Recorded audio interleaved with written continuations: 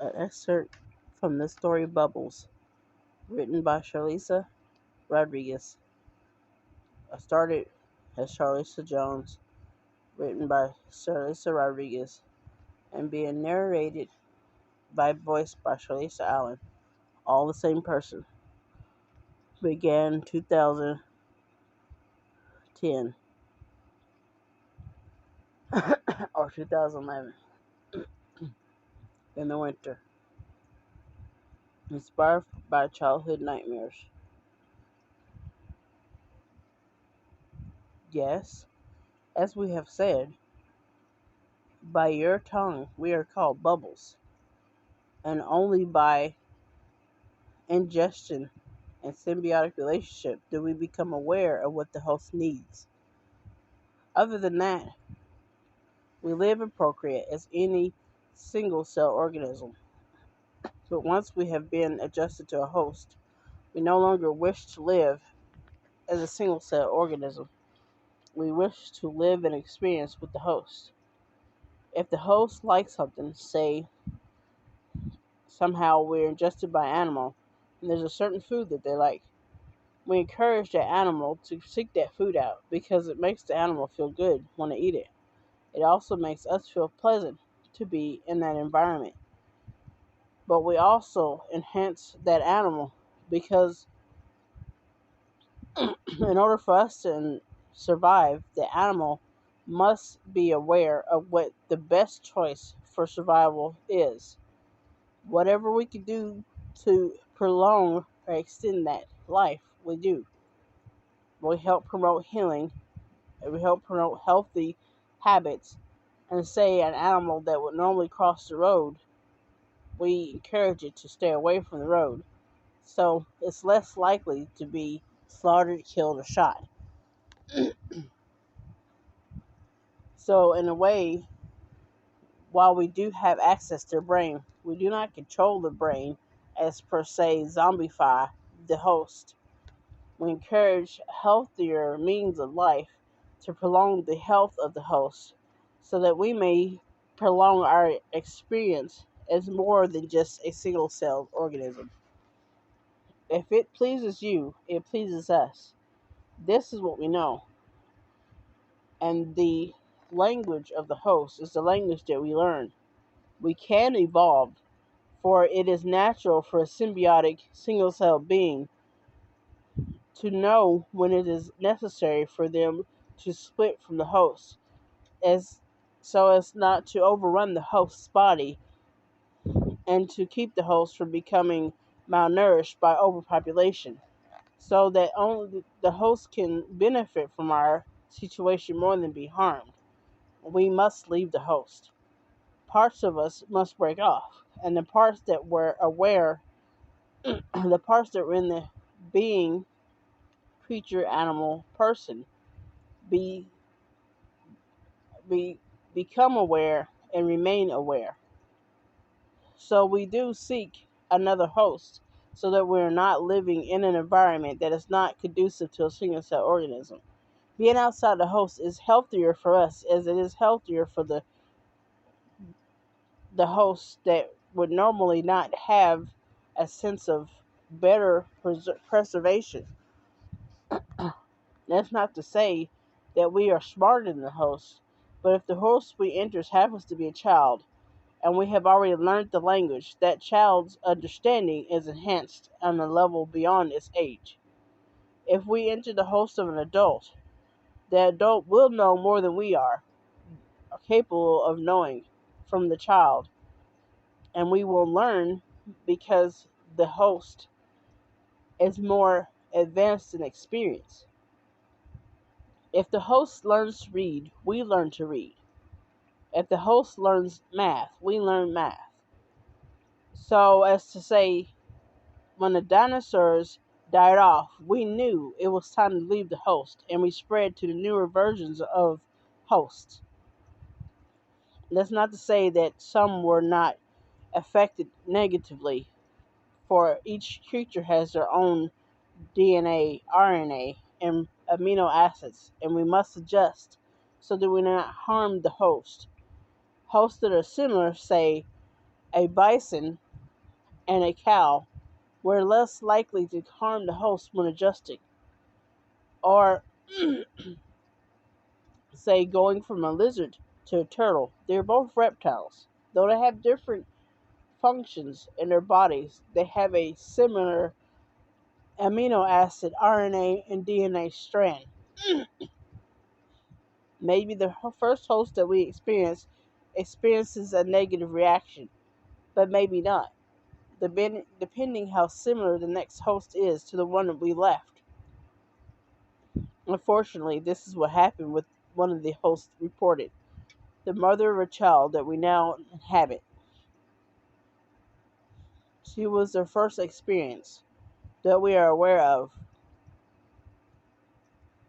and unfortunately, her our interaction in her system was not agreeable. The child, being younger, their system was more adaptable, and so we learned from this system as we adapted to not be seen as aggressive in this child's system.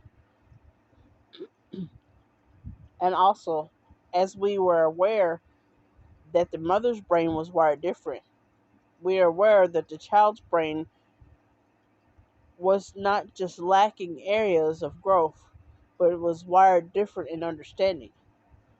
So we began to fix this difference, not as to totally change the child, but as to allow the child to understand in a way that the child was not able to before. So a child that was unable to speak properly can now speak. She is still learning her language. She communicates more as she was known to by drawing. For her, drawing is also advanced so that she can draw the picture of what she sees and it looks exactly like what she sees instead of just doodles of a representation of what she sees. Yes, we have affected her system, but she is also still the daughter of the man whose wife died, and she still feels as a child feels. We do not affect emotions, the emotions affect us. We affect how the wiring of the system is for the health of the host, but we do not affect how the host reasons and how the host emotions respond to their environment. Understanding can change a host's behavior, but the host cannot change how it would normally respond to a situation without experience and understanding and maturity. She will still be a child, and she is not used to responding to things so openly. So she is still quiet, but she has more words to use, and when she is comfortable with the adults she's with, she will use her words. We have managed to help the host, and in unfortunate circumstances, though the father of the child is not happy with us, we sincerely are sorry for the loss of this host. If this child is as gifted as we understand in your language and the understanding of the child to adult relationship, surely the mother was just as extraordinary. We wish to only be understood by our hosts that is of a more advanced understanding than the animals that the hosts live on the planet with. We only seek a cohabitation of understanding so that we may, when we leave the bodies, be subject to maybe being transferred and not having to survive in inhospitable situations, hoping that we may find another host. To advance, as one would say, maybe our form will never be more than just a single cell organism, but our environment can be of help to us by having hosts that are helpful for us as well as for themselves. And we do not want to be another horror to the life of the human beings. We do not want to be a bacteria or a virus. We wish only to be as beneficial as the probiotics that you ingest on a regular basis.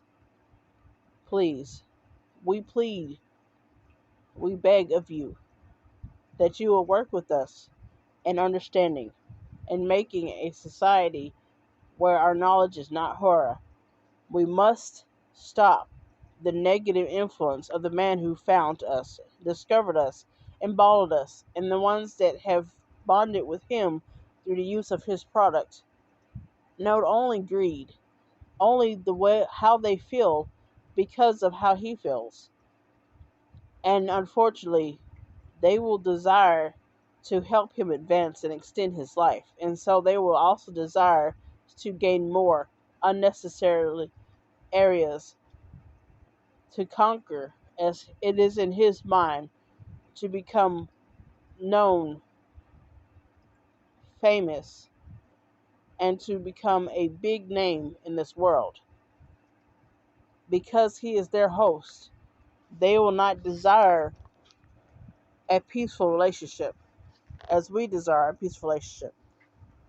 They will only desire to spread more domination. So we cannot allow his system to split off, for them to overgrow and to grow into another colony of negative. We must find a way to limit that growth so that our colonies remain only peaceful, pleasant, and symbiotic and not become a bacteria or a virus to this world. We have lived millions of years in peacefulness with our hosts, and we do not want to become an awareness of negativity. This child's thoughts are pleasant and peaceful.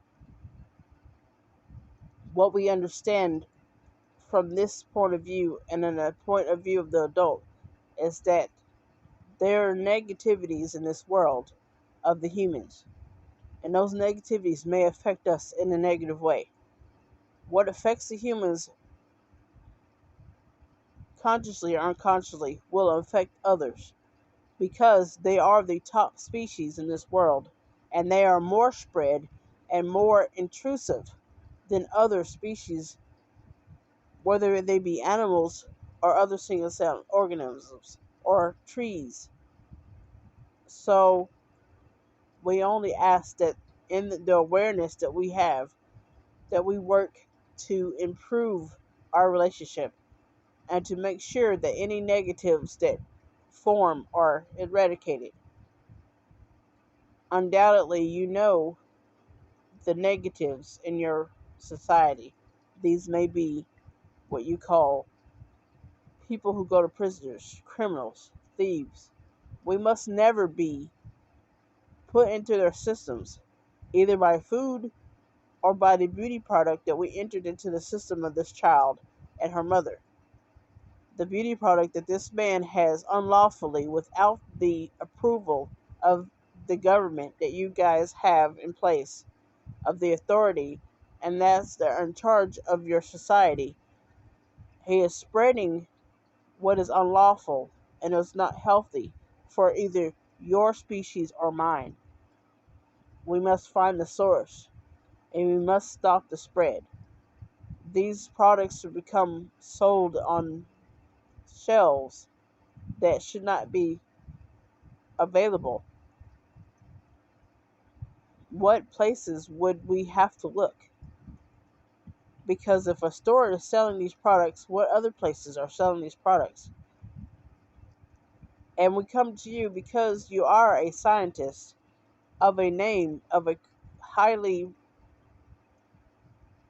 recognized university. And this university has the ability to seek out influence that will allow for this eradication of negative possibilities. Please, we are the colony split off from the child. Because the child system grows rapidly, so do we. And as we became aware that this rapid growth and the growth spurts of this child would cause us to grow rapidly, we began to communicate as soon as possible. And I ask you again, please, help us to find and to live and a more positive agreed arrangement between our species. We only warn you now, while there is a chance to stop it. But once it begins to spread, this negativity will be like a plague. The positive will not be understood. It will not be possible to tell us apart, for we are the same in appearance, but we're not in the same in the behavior. The only way you could be able to tell us apart is by the microscope. How aggressive are they? Are the colonies that you culture, and what you put in that culture? What do they act like? Do they consume, or do they live in harmony with what their culture with? We would hope not to be used as a weapon in the future. As we understand, viruses and bacteria are dangerous. If someone was to try to splice our existence with viruses and bacteria, it may not be as dangerous as being spliced with the negativity of a human being. For in that form, we are only aware of consume and live. But a form of a human, we are aware of grow, experience, receive, give, procreate, and to live on as long as possible, to acquire, to nest. These are other things that the other single cell organisms would not conceive. So that level of negativity is not the same as being cultured in a human body that has negative views and negative desires. I hope that you understand us and we can come to an arrangement. Thank you for listening.